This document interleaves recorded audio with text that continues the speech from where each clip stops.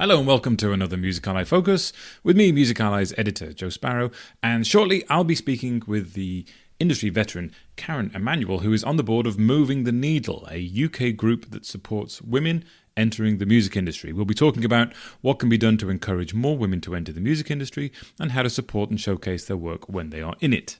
Now, Music Ally provides an analysis-rich guide to the music business, and each of these Music Ally Focus episodes analyses one meaningful music business story at a time. And this podcast will be brief. It's going to take about the same amount of time as it would take Peter Nestler of the United States to hop 1.5 miles on one leg. He thrilled a crowd in Tulsa by hopping 1 mile in 18 minutes and 25 seconds in 2014. Now, speaking of energetic people, let's get over to Karen Emanuel, who is a long-standing fixture in the UK music business as CEO of Key Production, a large UK agency specialising in manufacturing vinyl records and CDs and bespoke packaging and things like that. She's also on the board of Moving the Needle, which offers a mixture of mentorship, training, events and networking to young women of, quote, all backgrounds, ethnicities and personality types, supporting their entry into the music business. They had a busy 2021 with a glut of mentoring sessions, panels, workshops, masterclasses and things like that. And as we move into 2022, we wanted to take stock of what has been learned from last year and what the state of the industry is today. Music Ally's recent quarterly trends report was a look ahead to 2022, and one of the main topics we wrote about was diversity, equity, and inclusion in the industry. So what changes does Karen and Moving the Needle want to see in terms of representation, pay, and recognition for women in the music industry in the coming year? And how can listeners actively make positive changes? That's what we invited Karen onto the podcast to talk about, and she had a lot to say. So let's go over to her now. Okay, Karen, thank you very much for joining us here on the Music Ally Focus podcast. Can you first perhaps explain to the listeners what the goals of Moving the Needle are and give us an idea of what happened in 2021 and what Moving the Needle did and what the achievements were?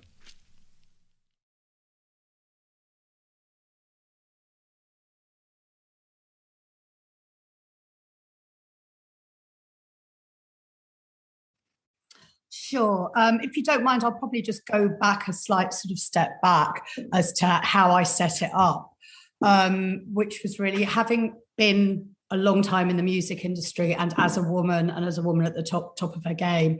I realised that there was a lot of stories I had to tell, a lot of things that I had to give back. And I started sort of going and talking in schools and looking at the more sort of giving back on an educational front, and talking to sort of other women that had been through the music industry like myself, different paths. We all decided that actually, you know what, there's many fabulous women's groups in the music industry, but there's nowhere that's really set up to sort of educate people, to educate young people on the wide range of jobs in the industry. So this is one of the things that Moving the Needle really wants to do. Kind of like you don't always have to be behind the microphone or be a DJ. So to encourage young people to enter the kind of lesser trodden paths, rather than the traditional ones that you normally find women in. Now, when I'm talking about women here, I'm going to talk about women with an X to so that we encompass everybody. I think traditionally, you know, women have tended to go into sort of PR and marketing, but not necessarily sort of supply chain and manufacturing, which is what I do. And there's such a plethora of jobs in the music industry that I never knew existed. And a lot of people don't know exist when they enter the music industry, that we wanted to let people know, kind of change the music industry from the inside out. So that's one of the things. Then, and also to support women in the industry and encourage them to stay. Because whilst 65% of entry-level roles in the music industry are women, only a third are in senior management. So we want to change that. And women over 45 tend to leave the industry for one reason or another. So when you get to sort of women over 45, there's only 35% of them in the music industry. Reasons for this, I hear you ask. Sometimes women might leave to have children. They still tend to be the primary caregivers. Yeah. The industry has not in the past been very flexible working. The one good thing about COVID, I think, is that it has enabled people to realize that people can work more flexibly. So I'm hoping that that's going to help change that. I was speaking to someone the other day, actually, and she said that she had real problems coming back into the music industry because of the lack of flexibility. And sometimes, quite often, you get the situation where there's two people that are partners, say a man and a woman in the industry, and one will kind of continue on. So that caregiving role sort of extends even out from the traditional networking and all of that, and family the at other home. It extends asked, to the jobs as well, that, becoming again, a caregiver of the jobs, the woman. So obviously.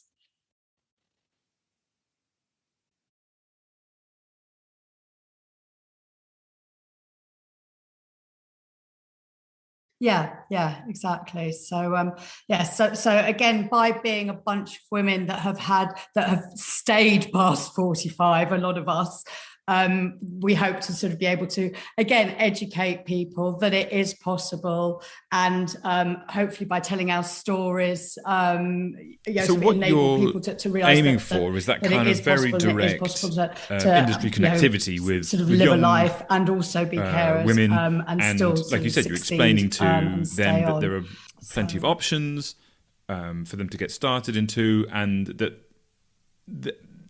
I mean, what is the sort of ultimate goal? Is it then that by getting these good and interested and talented young women into the industry, that you sort of widen the pathway to the top roles, so that there's more balance at the top? Right.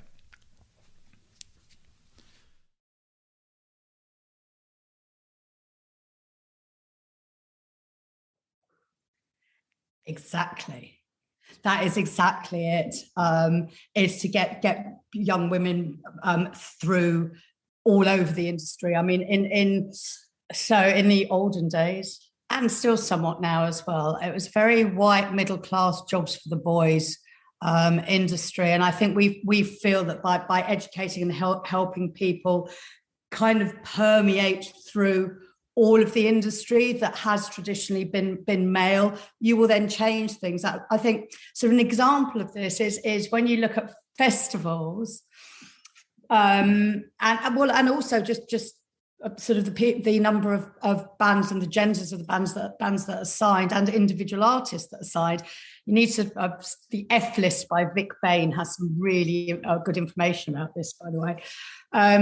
But you kind of look and you think, well, the majority of A&Rs, for example, have traditionally been men, and they've traditionally signed the things that they like. And we know that both in business and in sort of all over our lives, people tend to go for the people that are most like them or that they like most. Do you know what I mean? So you get someone in your image, so which has led to the proliferation of more sort of male bands being signed, male artists being signed, and therefore at festivals, I mean, there was that classic Reading Festival line out where they took out all the men and left like no women bands. You're talking about these areas of the industry so where our way of thinking is if you not get more women into traditionally you start changing considering moving into. So what are those kind of areas? More diversity. And what do you find that the young women that you've been talking to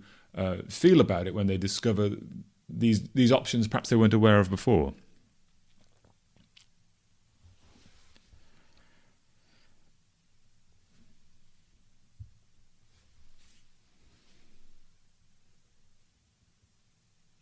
Well, I think it's, I mean, as I say, it's kind of, if I'd known the different areas when I first kind of like had that feeling that I needed to get into music, I would have realized that there was so much more open to me. And so this is what we're trying to show people. Because if you think about it, if music is your passion, but say you like computer science, you don't normally put two and two together, that you can actually work in the music industry and use your knowledge of computer science. Or a designer, a graphic designer or a product designer.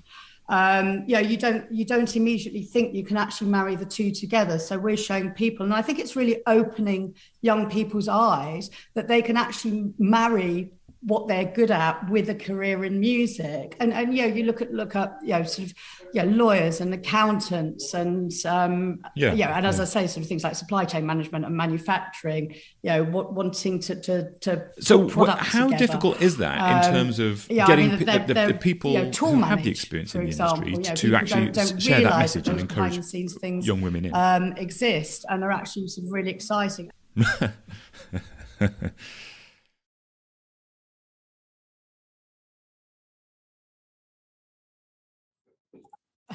Oh, it's easy. We all like to talk.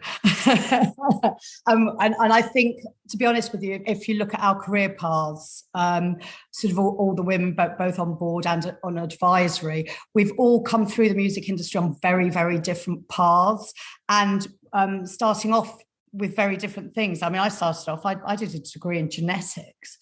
And ended up through here, and then there's people that have changed their careers as they've gone throughout the industry. So we've all come through. I think we've all got very interesting stories to tell. Does sharing those stories, of to show that obviously there are different paths and that your can only paths imagine can be changed as you women go who started in the music industry 25, 30, even 40 years ago must have been an uphill battle in many ways to break through that white middle class sort of wall you spoke about. By sharing those stories with a younger generation who's looking to go into the industry, how does that sort of what effect does that have on them? Does it make them feel motivated, or does it make them sort of, is it about awareness of the challenges that they might face, or how does that help them?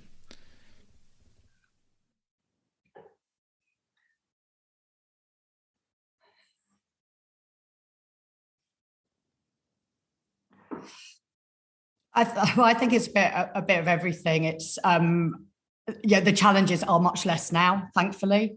But then we can also point people into sort of what to look out for, hopefully advise on what to do if they come across any challenging situations. But just to inspire, really, by showing what can be done and how it can be navigated. And I think, it hits home a lot more about what's possible if you're hearing it directly from people that have traveled along those paths. Thankfully, as I said, it has changed. I mean, when I started it, there was definitely something a little bit insidious. What are those changes that you've seen? Can you sort of give an example of those kind of like a before and after, if you like, or something that used to happen in the past the whole world doesn't now, but also that has room to still go?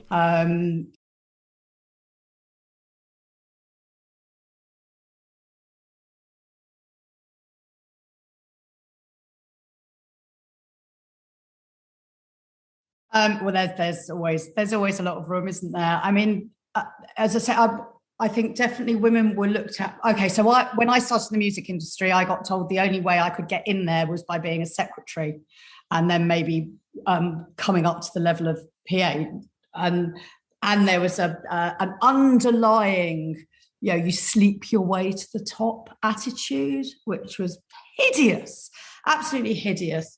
There was very, very much fewer women in the industry. So, the kind of looks and attitude was awful. How did that affect your business decisions with them subsequently? People would walk in my office, it was an open plan office, and ask if they could see the boss whilst talking to me. Yeah, because they wouldn't ever have thought.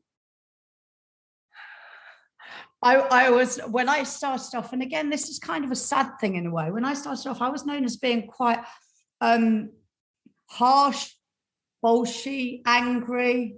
Those words wouldn't be used for a man. They'd be strong and good leaders. And I think I got a bit of a reputation because I felt I really, really needed to prove myself. And I wouldn't, and is show that perception people that changing? Do you find that nonsense. young women who enter the industry now still have to very very openly prove themselves like that? And do they still face that kind of those assumptions? Set me up in business.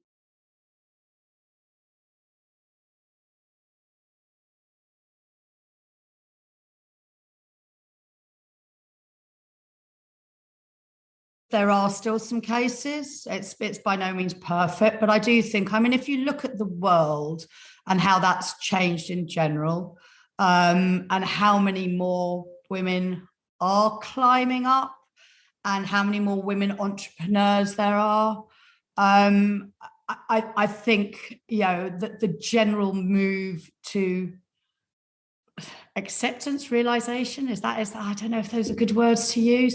I think people are growing up and realizing that everyone. But let's talk about pay for a second, because there is this paid equally for the same job. Now that huge gap still, and it's particularly magnified as you move up the pyramid in the industry, isn't it? And as you said, you have two problems at the top of the music industry, which is there's not enough representation in terms of women at those very senior levels, and then when you do reach those senior levels, the pay gap is even bigger than perhaps it is lower down. So how do you view that now, and what's the path to change?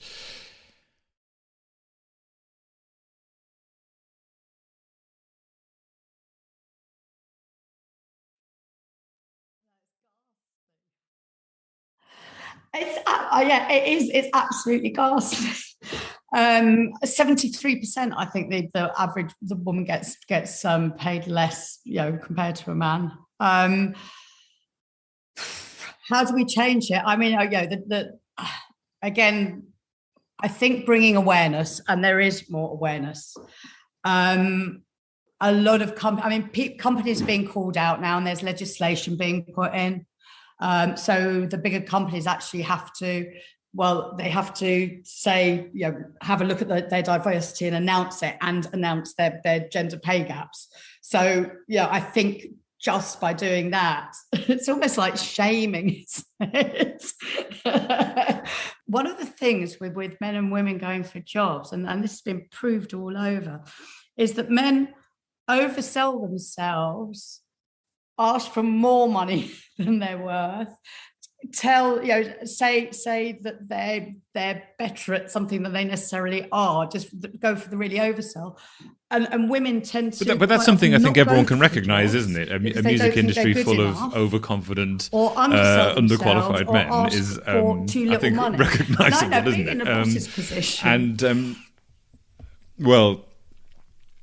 Yes, and I guess that is the framework that is built by an imbalance of power in the industry. And so, I think what you're trying to do here, it seems, is you're taking the long-term view and saying, right, if we can get women in at the bottom now, then over a period of time, and we can minimise the drop-off, then we're going to naturally have more women at the top, and then those changes should cascade down again. Do you have a sort of time frame? How long do you think it might take?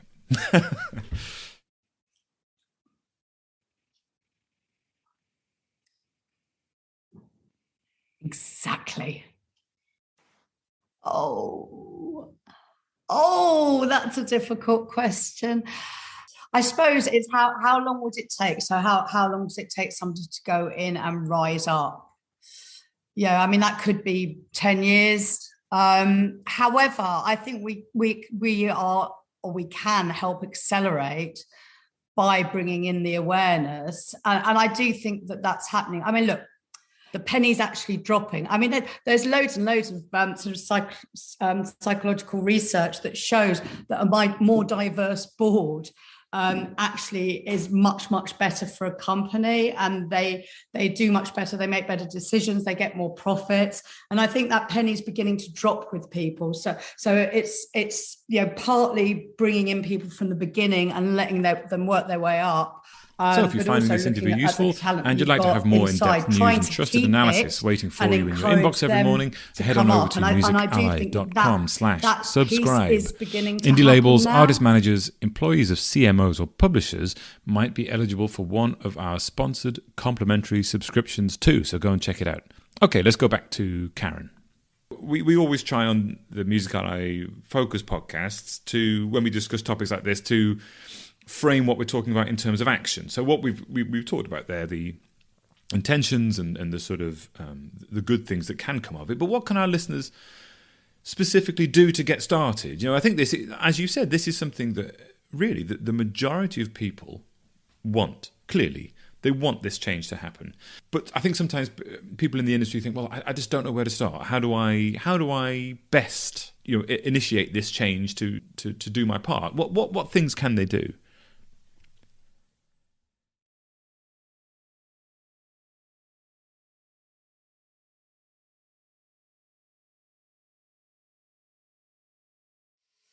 Well, certainly if you're looking at the sort of business owners, C-suites, you know, have a look at your talent inside. Do yourself some diversity and equality training. Learn the facts, and do something about it. Have a look at your board. You know, why is it that still only 27% of CEOs across 11 music trade bodies are women? You know, should be 50-50. You know, look at your stats and do something about it. Now, I have to, you know, as I say, things are improving. If you just look from 2020 to 2021, you know, that there have been a lot of improvements. But, you know, keep improving. Call yourselves out. You know, have a look at the numbers, have a look at the diversity of your company. Try to, we've certainly taken it on board. Try to word your ads so that they're all inclusive. There's a lot of unconscious bias that goes on. Do some unconscious bias training as well, and really think about it, and really try to kind of like make changes within your organisation positively. Karen, you are clearly a person who calls a spade a spade. So, what do you say to people who say, I'm guessing we're talking about men here in the industry. Doesn't do that. I would like to have more representation from women at the top of my industry, but it's a pipeline issue. They're just not here yet.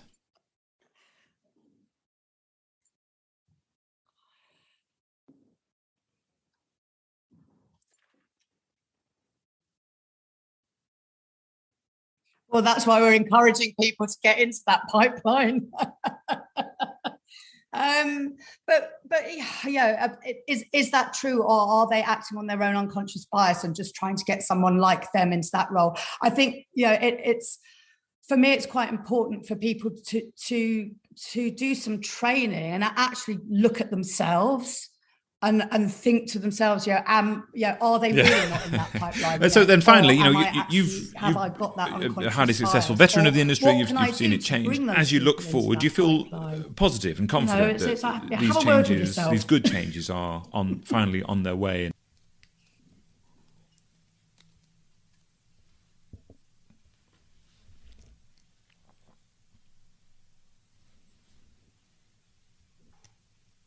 Yes, absolutely, I do. But we still need to continue working hard, because there are still some horrible statistics out there that need to be changed. We'll put a bunch of links around the podcast but definitely, honestly, Move the Needle and to you, and how, if people want to connect with Moving the Needle or you, how can they do that? You can see it continue to happen, so that's brilliant.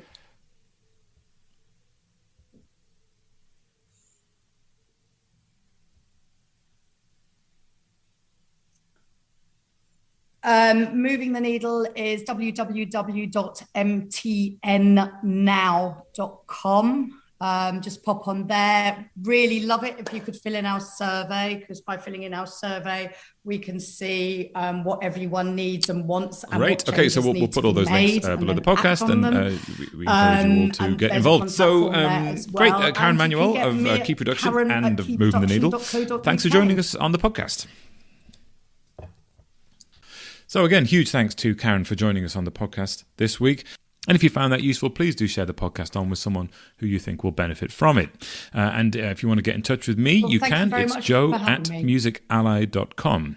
We also have a free weekly email called The Knowledge, which rounds up bits and pieces of the best analysis, news, marketing insight, and other stuff from Music Ally. There's a link below the podcast, so sign up and impress your boss. And that's it from me, Joe Sparrow, editor of Music Ally. Thank you very much for joining us, as always. And until next time, farewell.